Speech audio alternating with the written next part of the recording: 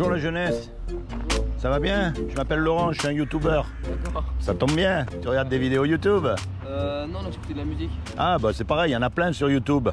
Moi je fais des petits reportages, je m'adresse un peu aux jeunes pour savoir ce qu'ils pensent. D'accord. Parce que aujourd'hui on nous parle de tout et de rien, mais il y a un sujet on nous parle pas. C'est quoi? C'est qu'un jour ou l'autre, vous et moi on va mourir. Ouais. Ah, à quel âge vous allez mourir? Je sais pas.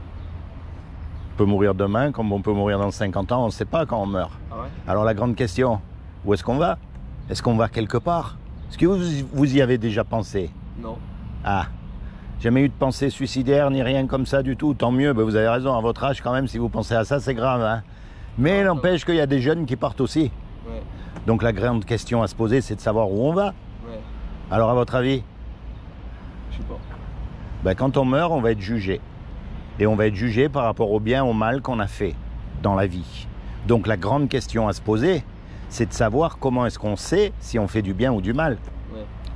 Comment vous faites, vous? Pour savoir si vous faites bien ou si vous faites mal. Si vous êtes quelqu'un de bien ou si vous êtes quelqu'un de mal, de mauvais. Voyez?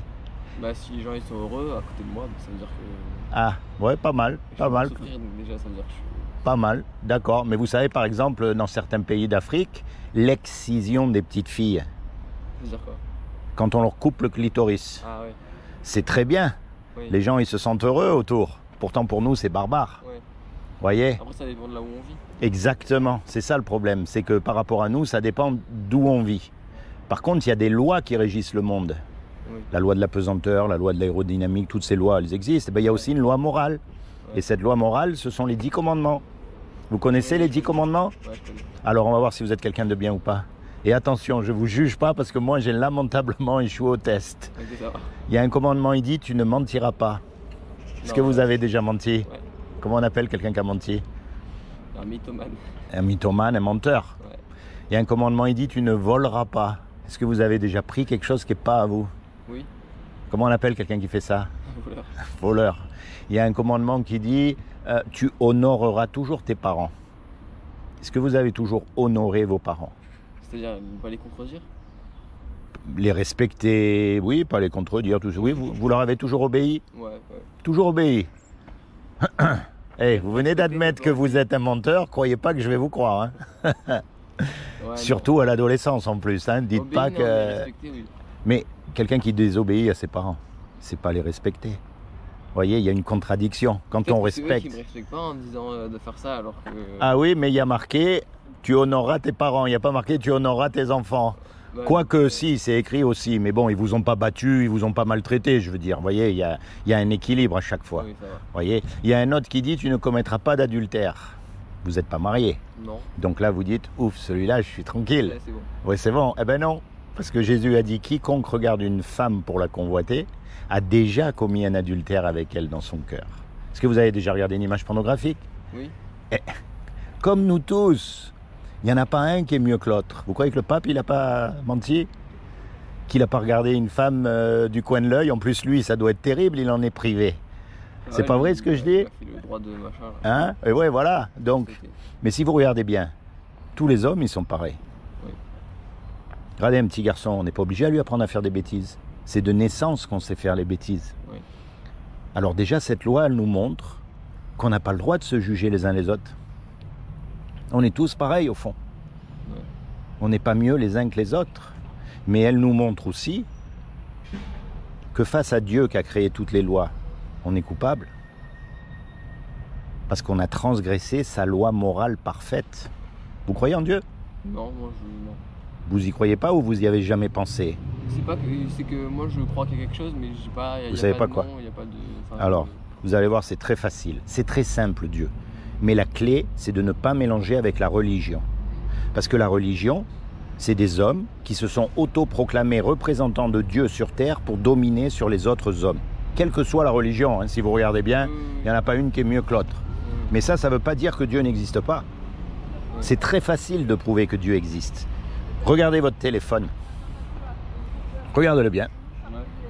Quelle est la preuve qu'il y a quelqu'un qui a fabriqué ce téléphone? Quelle est la preuve qu'il y a quelqu'un qui a fabriqué ce téléphone? Ben, c'est le téléphone lui-même. ouais. Maintenant, comment il a fait, les matériaux qu'il a utilisés, le temps qu'il a mis, tout ça c'est un autre sujet. Oui. Mais puisqu'il y a un téléphone, vous savez pertinemment qu'il y a quelqu'un qui l'a fabriqué. Oui. Imaginez, je vous dis, ce téléphone il s'est fait tout seul. Non. Vous allez dire là, mon ami, faut arrêter, faut aller boire de l'eau, hein, parce que ça y est, ça a commencé à attaquer les neurones.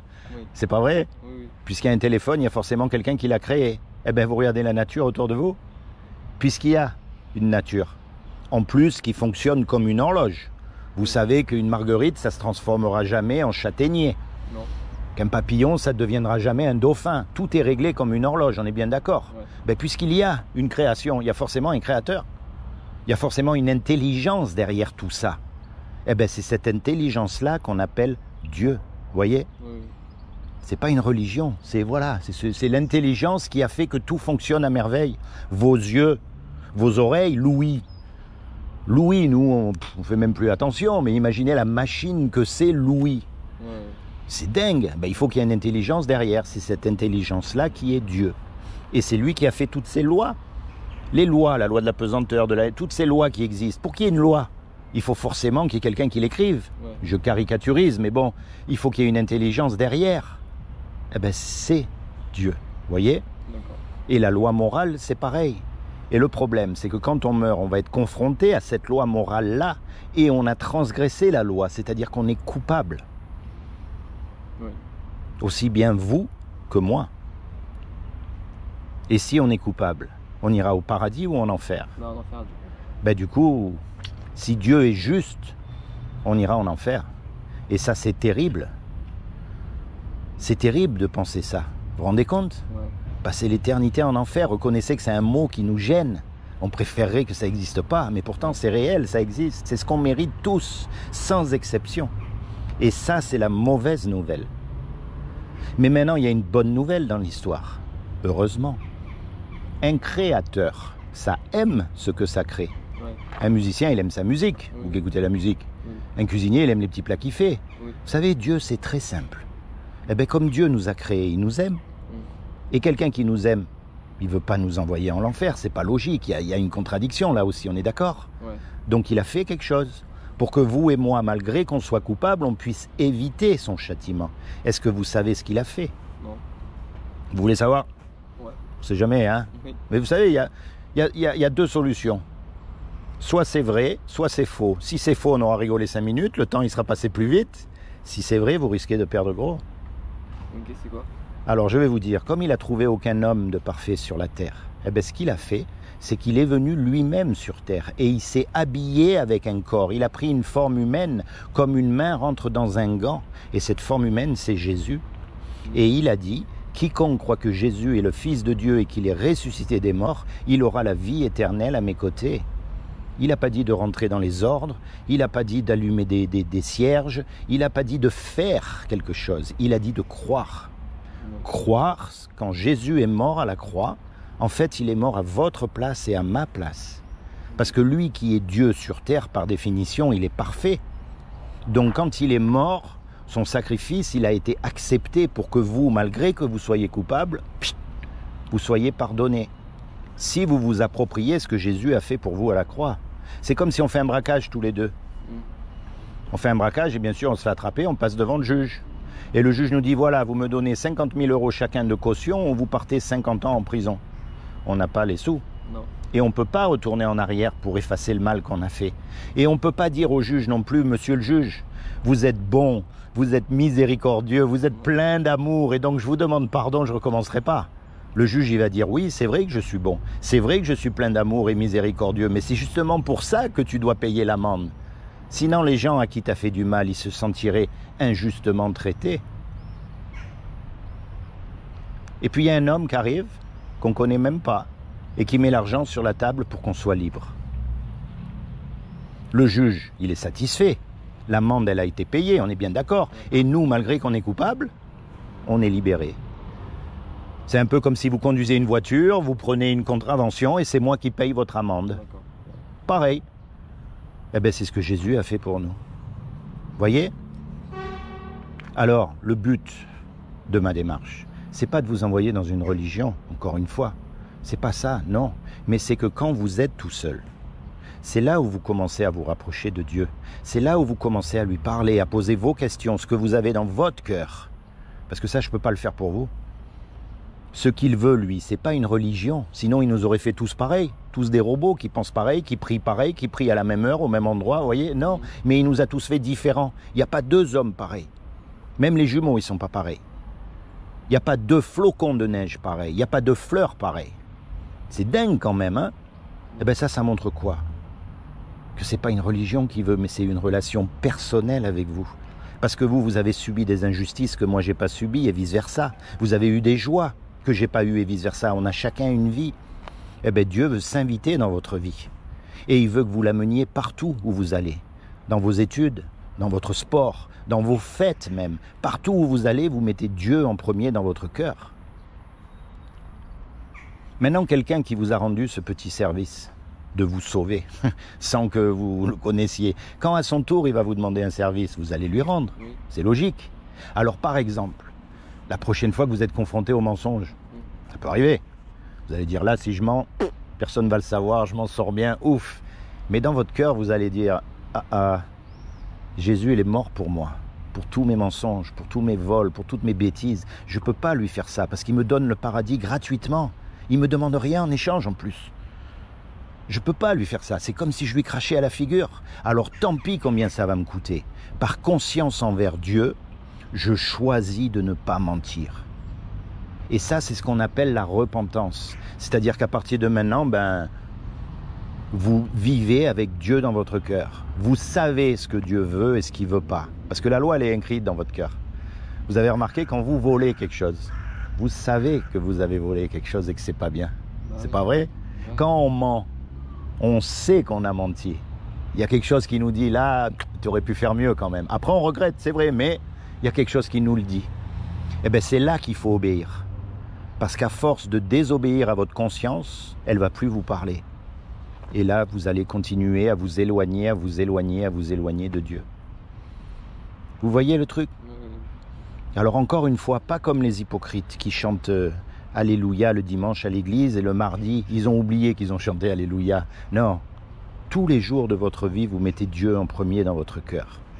Et s'il vous arrive de tomber, le mensonge, il sort quand même, parce que des fois, vous avez remarqué, on parle plus vite que ce qu'on pense, et puis zut, et après on regrette. C'est pas grave, vous demandez pardon et Dieu vous pardonne. Parce qu'il sait que dans votre cœur, vous voulez le suivre vraiment, et que vous faites tout pour le suivre. C'est comme un petit garçon, encore une fois, qui apprend à marcher. Il tombe. Vous les avez vus, des fois, ils partent en cavalant, vous voyez qu'ils titubent, et vous, attention, attention, il n'écoute pas, et puis pam, il tombe. Qu'est-ce que vous faites? Vous le relevez, vous l'écrasez pas. Non. Eh bien, Dieu, c'est pareil avec nous. Mais il y a une différence entre tomber et se vautrer dans le péché. C'est-à-dire dire, oh, moi je peux mentir parce que de toute façon je suis pardonné, je connais Jésus, je l'ai accepté dans mon cœur comme mon sauveur et mon Seigneur. Vous voyez? C'est ça la différence. C'est comment votre prénom? Moi c'est Colin. Cola? Colin. Colin. Ouais. Seigneur Jésus, je te demande de bénir Colin. Je te demande de lui accorder le désir de son cœur, de te révéler à lui comme son sauveur et son Seigneur et plus que tout de lui permettre de rentrer dans sa destinée éternelle. Colin, il n'y a rien de plus important que ça. Où est-ce qu'on va quand on meurt? Est-ce qu'on va nulle part? C'est possible, hein? Il y en a qui croient ça. Mais moi, je crois qu'il y a quelque chose après, et heureusement. Parce que regarde, par exemple, ta conscience, elle existe. Est-ce que tu la vois? Non. Tes sentiments, ils existent. Est-ce que tu les vois? Non. Il y a tout un monde qu'on ne voit pas et qui existe. Et pour l'instant, il nous est fermé parce qu'on est vivant. Et pendant ce temps qu'on vit sur la terre, le but de ce temps-là, c'est qu'on rencontre Dieu pour passer l'éternité avec lui ensuite. Réfléchis à ce que je t'ai dit. D'accord? Tiens, en souvenir, je vais te laisser un petit livret, comme ça, parce que tu sais, les paroles, elles s'en vont, comme on dit, mais les écrits restent. Ça s'appelle le sceau. Et ça, c'est ma dernière question. Est-ce que tu sauterais d'un avion sans parachute? Non. T'es sûr? Pourtant, la mort, c'est bien plus effrayant que de sauter d'un avion sans parachute. On a beau dire ce qu'on veut, on a peur de la mort. Ça nous effraie. Est-ce qu'il n'y aurait pas un parachute pour sauter dans la mort? Est-ce que parachute, ce parachute, ça serait pas Jésus? Ça, c'est à toi de le trouver. C'est à toi de le chercher de tout ton cœur, de toute ta force, de toute ta pensée. D'accord? Sois béni, mon ami. Et merci de m'avoir écouté. À plus tard. Au revoir.